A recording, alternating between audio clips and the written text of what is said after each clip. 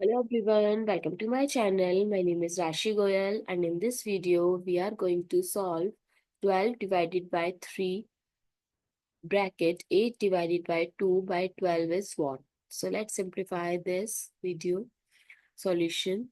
So there are multiple operation given. This is division then bracket. So people confuse and don't know where to start and give preference to which symbol. So they end up doing wrong.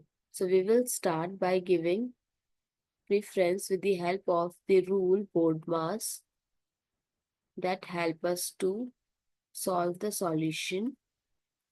So first we have to solve the bracket, then of, then division, then multiplication, then addition, and at last subtraction. So in bracket, there is 8 divided by 2, that is 4, and there is no symbol between 3 and the bracket, so that means it is multiplication here. Now, in numerator, division and multiplication. So we have to give preference to division. So 12 divided by 3 is 4 times 4 by 12. That is 16 by 12. So when we reduce the fraction, we get 4 by 3.